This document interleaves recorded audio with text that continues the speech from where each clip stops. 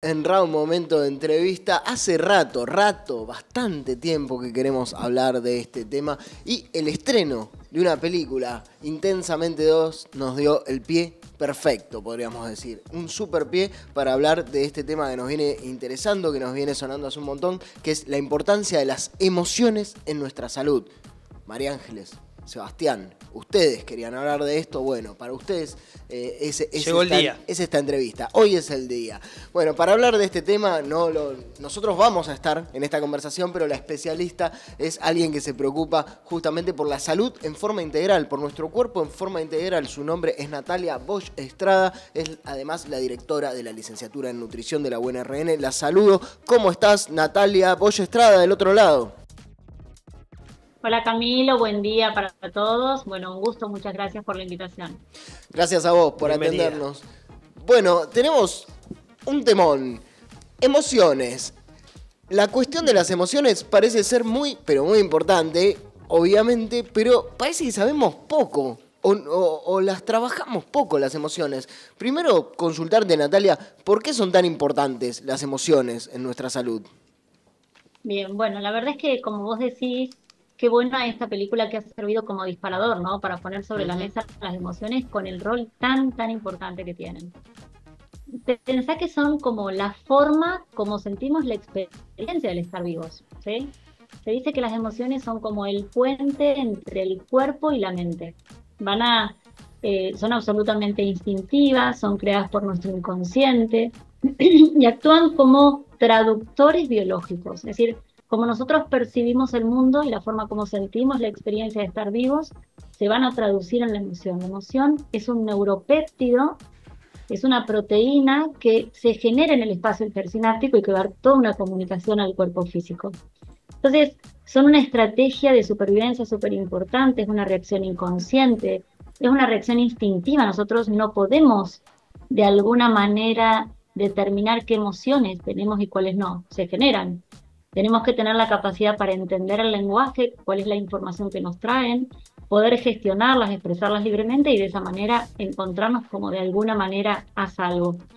Y emoción viene de la palabra emovere, es como una energía que se pone en movimiento, ¿sí? Es una energía que anticipa una acción, absolutamente importantes. Y como les decía, todas son buenas, porque a veces sabemos que hay emociones que son básicas, donde está la alegría, el amor, el enojo, el miedo, el asco, la repugnancia. Pero digamos, hay algunas que tenemos como que fueran emociones buenas y hay otras que parece que fueran emociones malas, ¿no? Sin embargo, todas son absolutamente necesarias. Es decir, si nosotros en el lugar donde vivimos estamos cruzando el puente y no se nos ocurre saltar del puente porque aparece una sensación de miedo, lógicamente lo que está haciendo es mantenernos a salvo. Lo mismo que una emoción de enojo, es decir, siempre preservan, ¿no? Son una respuesta instintiva que lo que hace es asegurar supervivencia. Entonces es importante aceptar las emociones tal como aparecen. Las emociones no escuchan razones, de ninguna manera las podemos cuestionar. Y cuestionar las emociones que nos aparecen, lejos de resolverlas, las agrava. Si yo me empiezo a preguntar por qué me pasa esto, por qué no puedo, por qué en el ámbito académico, por qué no puedo, por qué no supero determinadas situaciones o por supuesto en la experiencia de la vida, ¿sí? Cuestionar las emociones de ninguna manera jamás las puede resolver. Como si fueran por carreteras, la razón y la emoción por carreteras diferentes, ¿sí? No puedo resolverlo, solo aumento la carga tensional. Ahora, si Y nosotros dejamos... porque me dan ganas de pararte y preguntarte un poco eso de paso podés toser, tomar agua. La enseñanza un poco de la película Intensamente 1 era esa. Al principio parecía que cuanto más alegría tengamos era mejor y después la enseñanza, bueno, si no lo viste hasta ahora la 1, te la spoileamos el final, es que... todas las emociones cumplen su papel y de última todas son importantes en ese equilibrio. Ahora, recién decías, bueno, la razón y la emoción van por carriles separados. Entonces no hay nada que podamos hacer respecto a nuestras emociones, siendo nosotros seres conscientes, racionales, que tomamos decisiones. Las emociones van a suceder y listo. No podemos intervenir en ese espacio. Vos pensás que la emoción como decíamos, es un neuropéptido, una molécula, pero que tiene el tiempo de duración normal de una emoción es de 80 a 120 segundos. Decimos que como máximo son 2 minutos, es decir, la emoción del enojo, del miedo, de la alegría, como máximo son 2 minutos. El tema es que como es una molécula química, toda molécula química deja como una huella, ¿sí? Como si hubiera un tiempo refractario con cada emoción. Y si yo desarrollo la capacidad de esa emoción sostenerla en el tiempo, ese tiempo refractario va a ser mayor y entonces esa emoción va a durar y va a cambiar el estado de ánimo o va a cambiar nuestra actitud. Y si a ese estado de ánimo o a esa actitud también la sostengo en el tiempo, va a cambiar el temperamento. Y si a eso lo logro sostener, lógicamente va a cambiar la personalidad. Ahora, ¿cómo hago vuelvo a para sostener 2. esa emoción? Exacto. Claro. Por eso, en Intensamente 2 lo que ocurre básicamente es que la nueva emoción, ansiedad, toma el control. Entonces, la protagonista está ansiosa. Están las otras emociones, pero hay una que está controlando. Exacto, ¿sí? Entonces, ¿cómo hago para sostener, digamos, qué puedo hacer para desarrollar esa capacidad de sostener esa emoción, que de otra manera duraría 1 minuto, 2 como máximo, en el tiempo? La tengo que reforzar, la tengo que recrear. Si todas las veces que me pasa una experiencia positiva la traigo, la comparto con una amiga, con un amigo, la disfruto, la celebro, me hago consciente, lo anoto en un cuaderno, bueno, como quiera, ¿no? Me conecto con la emoción, ya eso es un montón. Eso va a hacer que esa emoción la podamos sostener en el tiempo y que entonces vaya cambiando el estado de ánimo y aumentando ese tiempo refractario, ¿no? Entonces, o sea que evidenciarlo también puede llegar a ser una forma de aprender a gestionarlas y a manejarlas.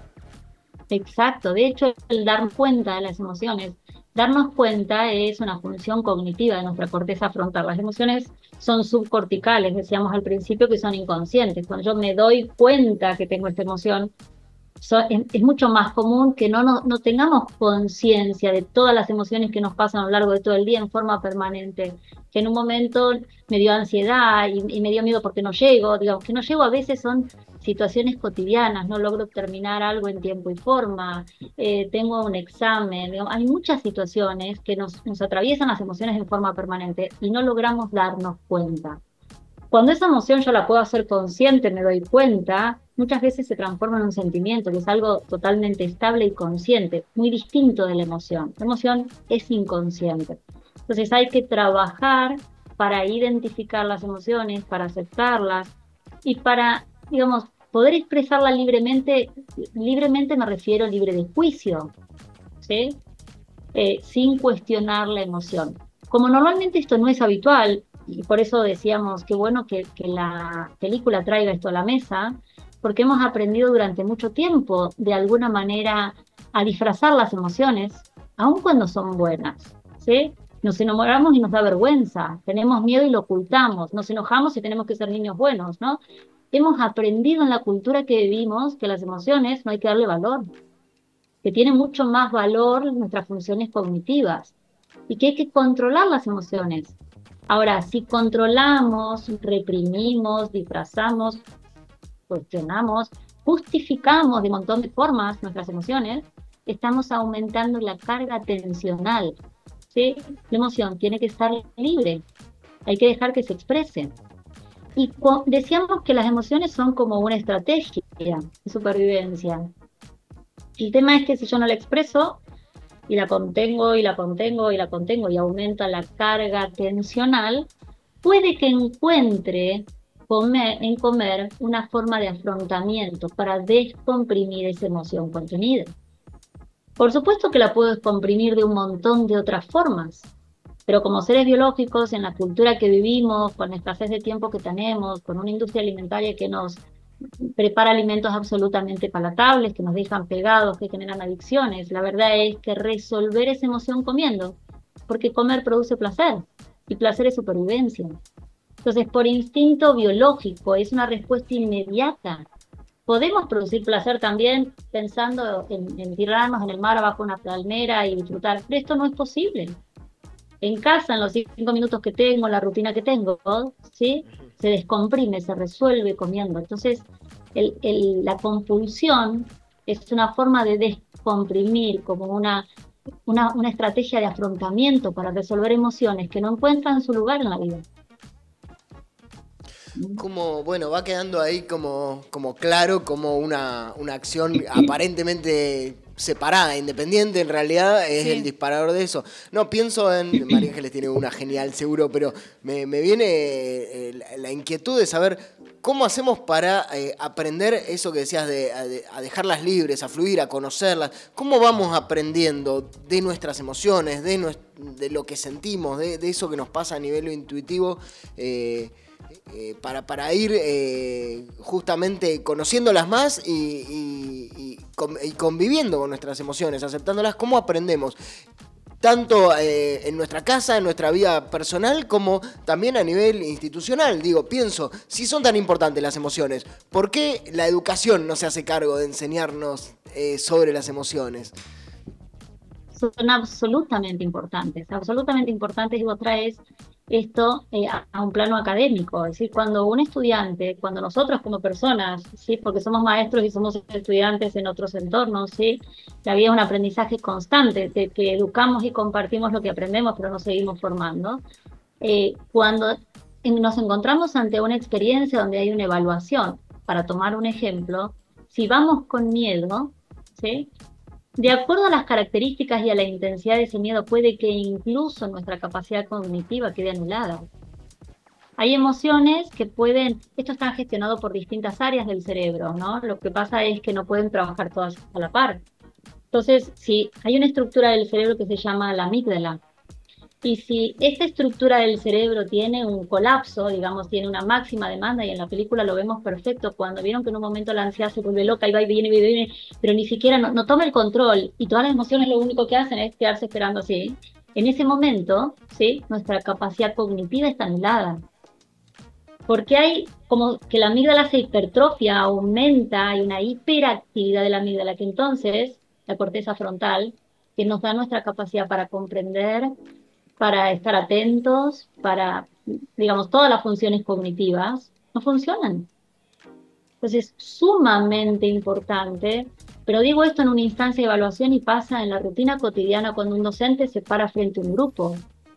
¿Y en qué lugar se para y cómo lo hace? ¿Cuál es el diálogo? Cómo absolutamente todo va a crear un estado emocional en ese grupo de alumnos, de estudiantes, que va a facilitar el aprendizaje o no. ¿Sí? Pienso, Nati, perdón que te interrumpa, en la ESI, ¿no? Y en las prácticas que promueve la educación sexual integral por ahí en las edades más pequeñas, desde el jardín de infantes y edad de primaria. ¿Cómo los ayuda este tipo de enseñanzas a gestionar a los más chiquitos, las más chiquitas, sus emociones? Y también seguramente al docente, a la docente que está frente a esa aula, también cuestionarse, ¿no? ¿Qué pasa con las emociones? Me parece que es como un ida y vuelta también ahí para nosotros como adultos y adultas, reconocer un montón de situaciones en las que por ahí no nos damos cuenta en el diario. Exacto, sumamente importante, pero además vos pensás que en el grupo etario que estás haciendo referencia, porque lo más complejo, cuando Camilo decía, bueno, ¿cómo hacemos? A ver, ¿cómo identificamos las emociones? Primero es generando estos debates, viendo una película y saber que existen, que hay emociones como el aburrimiento, la ansiedad, el miedo, el enojo, ya ahí es un montón. Si podemos, nos podemos hacer un cuadrito con las emociones, hasta que logremos como destreza, la competencia de empezar a identificar. Y cuando la identificamos, aceptar esa emoción. Observar qué es lo que cuando me aparece la emoción, ¿qué hago? ¿La acepto normalmente? ¿O tengo un juicio de valor? ¿O la disfrazo? ¿O la controlo? ¿O la reprimo? ¿Qué es lo que hago con esa emoción? ¿Sí? Como tengo que amigarme e intentar comprender el lenguaje que nos trae. Ahora, cuando somos adultos tenemos el trabajo de desaprender, porque en general, tristemente, hemos aprendido a tapar las emociones, ¿no?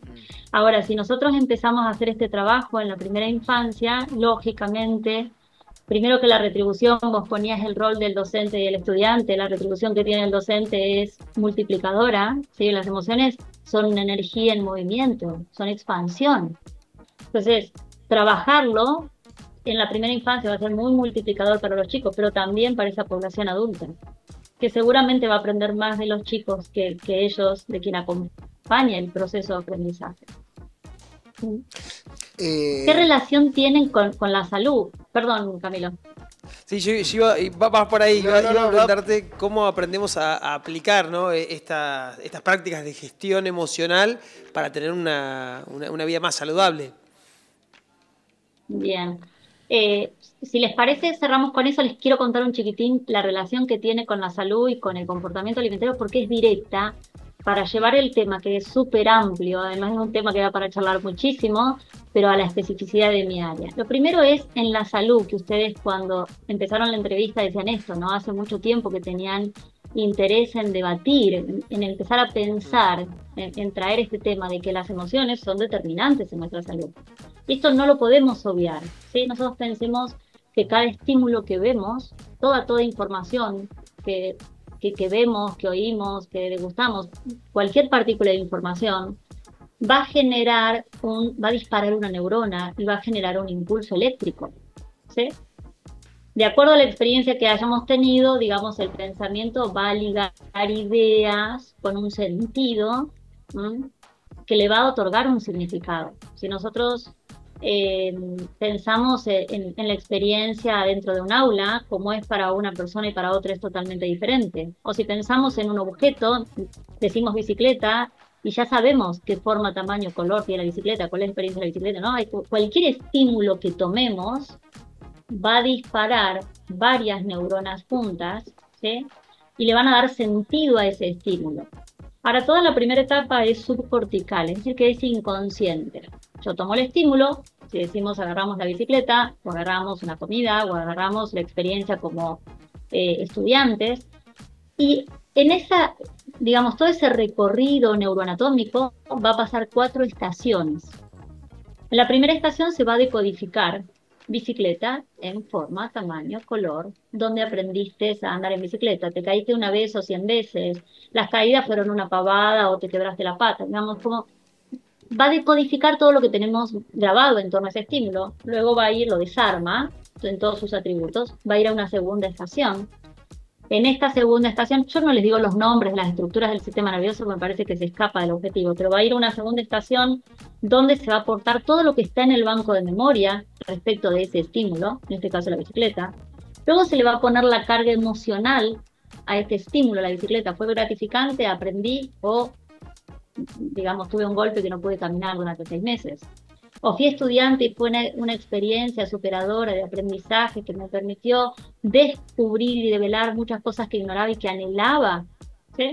O fue tortuosa y me conectó me sentí aislada, insegura, no pude progresar, era distinta que todo el mundo del grupo avanzaba y yo no. ¿Cuál es la experiencia? Entonces va a tener una carga emocional. Y por último, en la última estación subcortical, ese estímulo se encuentra en el hipotálamo, y este sí lo nombro porque todos lo conocemos.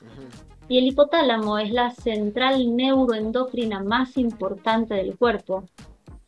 Es el hipotálamo el que va a traducir este estímulo o esta experiencia, ¿sí?, en un neurotransmisor, en una molécula que va a informar a cada una de las células del cuerpo cómo estoy percibiendo el mundo. Pero además se van a producir hormonas de acuerdo a cómo estamos sintiendo el mundo, como si fueran embajadoras de esos estados emocionales. Y entonces, mi metabolismo, voy a decir ejemplos, pero en realidad hay muchísimas funciones que dependen de nuestras hormonas, pero mi metabolismo, mi frecuencia cardíaca, el hambre, la sed, la libido, el descanso, muchísima la regulación de la temperatura corporal, muchísimas funciones que dependen exclusivamente de nuestras hormonas, ¿sí?, van a depender de nuestras emociones.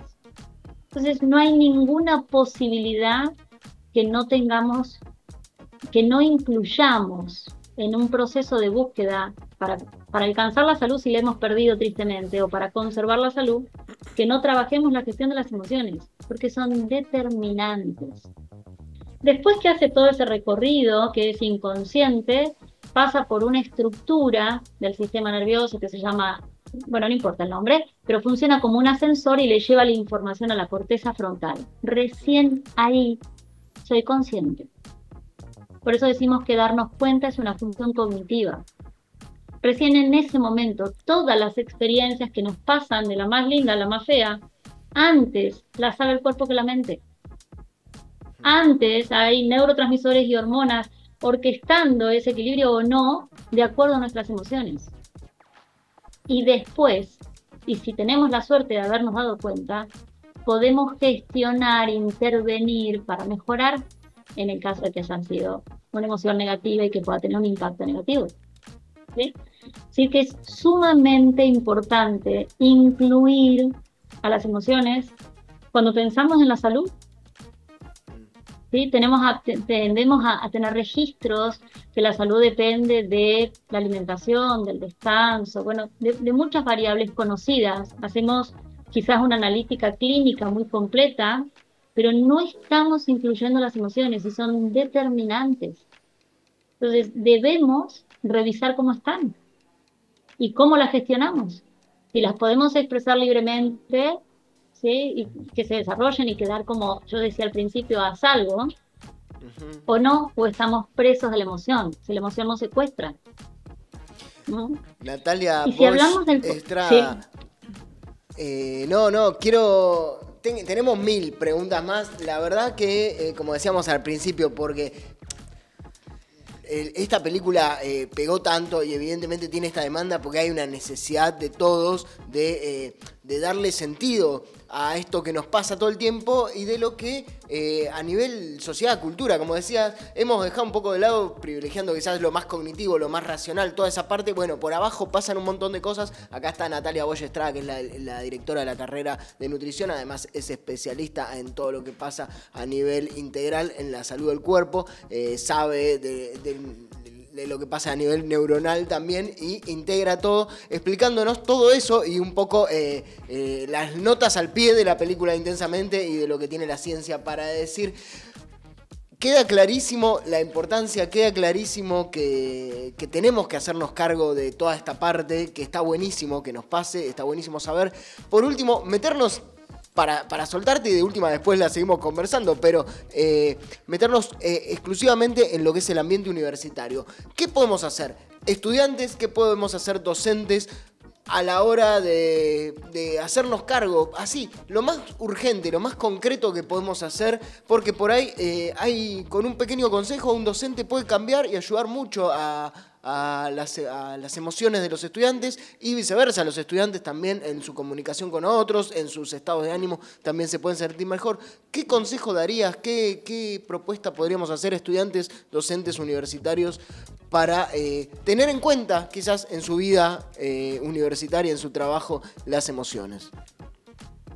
Mira, en principio, Camilo, como interpelarnos a nosotros mismos, ¿sí? Cuando lo decís, quiero pensar, frente a esta pregunta, ¿qué le diría un docente para trabajar respecto de sus alumnos? Y la verdad es que pienso, es que si nosotros como docentes aún somos ignorantes de nuestras propias emociones, como ayudar a guiar, lo primero que diría es, empecemos a preguntarnos cómo están nuestras emociones, qué gestión tenemos de nuestras emociones. Hay que hacer un proceso de autoobservación, ¿sí?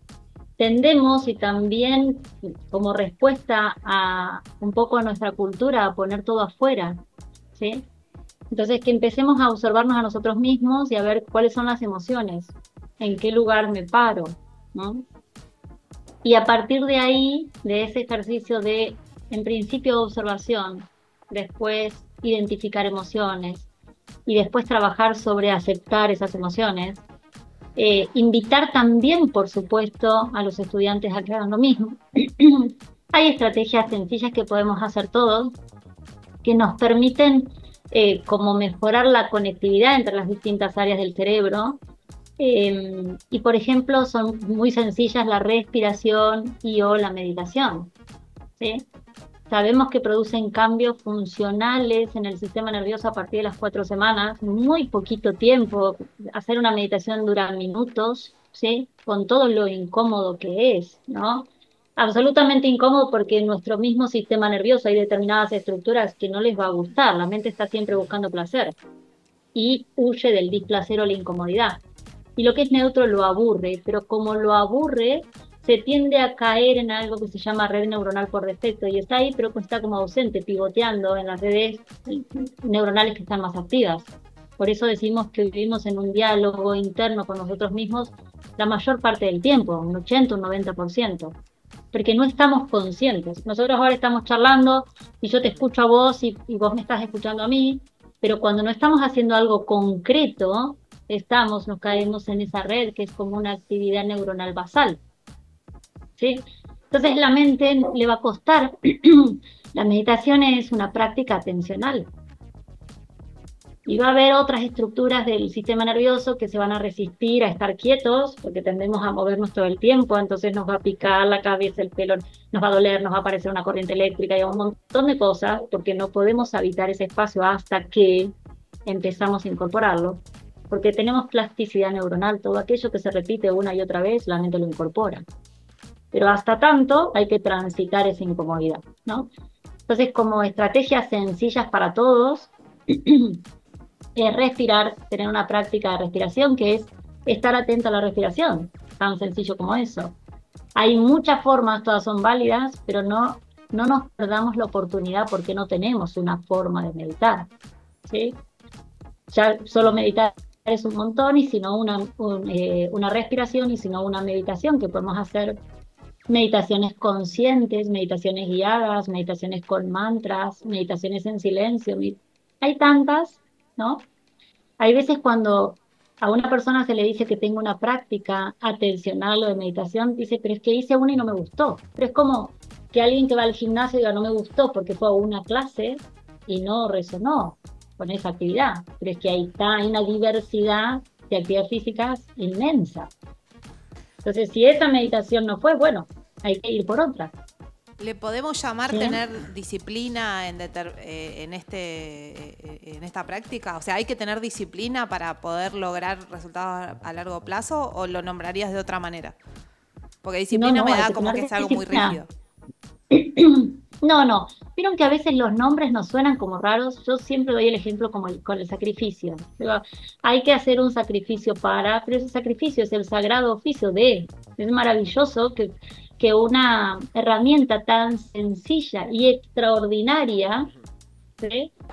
Porque logra resultados que van mucho más allá del ordinario, tenemos que organizar nada más que 15, 20 minutos en el día. Entonces, pero como es incómodo, implica sacrificio o implica disciplina, ¿sí? Pero es una disciplina bien entendida, es una disciplina puesta al servicio del autocuidado, de la conquista de nosotros mismos, ¿no? La que nos invita a esta práctica de meditación, la que nos estuvo explicando cómo funcionan las emociones en nuestro cuerpo y la importancia que tiene para nuestra salud, es Natalia Bosch Estrada, es nutricionista, es especialista en salud integral, es la directora de la licenciatura en nutrición de la Universidad Nacional de Río Negro. Bueno, es una persona que sabe mucho, que nos gusta mucho escucharte porque sos muy, muy didáctica y nos hablas de algo tan importante que es nuestra salud. Cómo estamos acá en lo más urgente, lo más común que podemos hacer, que es estar acá con bienestar. Así que nos encantó charlar, Natalia, que charlamos varias veces. Creo que esta fue de las preferidas. Está en el ranking de las charlas con claro. Natalia Bosch Estrada, ¿no? Bajamos a tierra un montón de cosas. Un montón de cosas. Nos quedó ahí pendiente charlar de lo que es específicamente el vínculo de las emociones con la conducta alimentaria, algo de que vos sabés mucho. Me parece que amerita una charla específica de este tema. Un poquito entró ahí la relación hoy, pero me parece que podemos ampliar. Tenés seguro mucho para decir, que va a ser muy bien valorado. Bien, sí, así como decís, la verdad es que alcanzamos, es un tema tan amplio que es muy fácil ponerse a charlar, pero es decir, la conducta alimentaria tiene una relación directa. De hecho, la anatomía de la autorregulación del comportamiento alimentario, si bien hay varios sistemas que participan, uno muy importante tiene que ver con la conectividad entre la corteza frontal y el límbica, que es la de las emociones. Así que bueno, fue un gusto. Si queda pendiente, lo charlamos en otro momento. Qué bueno que una nutricionista te diga con gusto. ¿no? Fue un Bueno, sí, con gusto y con expectativa vamos a estar ahí esperando charlar con vos. Atendernos, porque tiene una agenda muy ocupada Natalia, para bien de todos, pero bueno, ya se comprometió públicamente, ya ustedes lo están viendo, así que en breve se viene una charla específica sobre el vínculo de las emociones con la conducta alimentaria con Natalia Boyo Estrada. Muchísimas gracias, ahora sí, Natalia, nos vemos Muchas gracias, Nati. Gracias, Nati. el próximo round y te cruzamos por ahí. Muchas gracias a ustedes. Les dejo un beso grande a todos. Un abrazo Chau, grande. chau. Chau, chau. Chao, chao. Llegamos así al final de un nuevo round, el número 15. Si yo te digo 15, asociá libremente. Dejá fluir esa emoción adentro tuyo, María Ángeles. 15, pienso en fiesta de 15, perdón. Y no podés salir de ahí. No puedo se salir puede de ese ahí. lugar. No, la Está- cultura... Está difícil, básico. la libre asociación está difícil con Sí. el número 15. Estoy muy Y quemada, 15 chicos. es la niña bonita, 15 fiesta de 15. ¿Tuviste fiesta de 15? ¿No No, tuviste? ¿Lo no. lamentás? No, porque en realidad yo creo un poco no quería tampoco. Sí. Era demasiado como espamentoso en ese Sí. momento, viví las de mis compañeras, de mis amigas, y me pareció un montón, era como exhibirme. Hace un poco montón. estuve en una fiesta de 15 de invitado y me pareció que era como una fiesta de casamiento, una Sí, sí. gran fiesta era. Es muy pomposo todo. Sí. Sigue siendo muy pomposo. Yo tuve el año pasado la fiesta de 15 de la hija de una amiga, imagínense. Sí, Sí, después igual no dejamos pasar la palabra pomposo. Pomposo. Después en el corte La hablemos de eso. pomposidad de todo es mucho, para mí es mucha exposición, pero nada. Yo voy a tratar de incorporar pomposo esta semana. No a sabría mi cómo vocabulario. usarla, pero Bueno, luego de toda esta pompa, de Pomposidad. este tanto oropel que les hemos propuesto acá, cerramos este round, volvemos a encontrarnos. No hubo fiesta de 15, pero va a haber nuevo programa con María Ángeles acá en el siguiente, que es... Dentro ¿cuándo? de 2 semanas. Sí, aprox. igualmente va a haber mucho round, no nos vamos de las Se vienen redes, cositas. Estamos, Se va a vienen seguir sucediendo, va a haber mucho contenido de round para ver, para pensar, para seguir invitando a explorar todo lo que pasa en la Universidad Nacional de Río Negro, así que nos encontramos en un par de semanas, el programa número 16, y nos seguimos viendo todos los días en nuestras redes del laboratorio, ¿no es así? Así es, youtube.unrn oficial, nos buscan así en YouTube para ver todos los contenidos y las entrevistas que hemos tenido hasta este momento. Hasta el próximo round, nos nos vemos. vemos. Chau,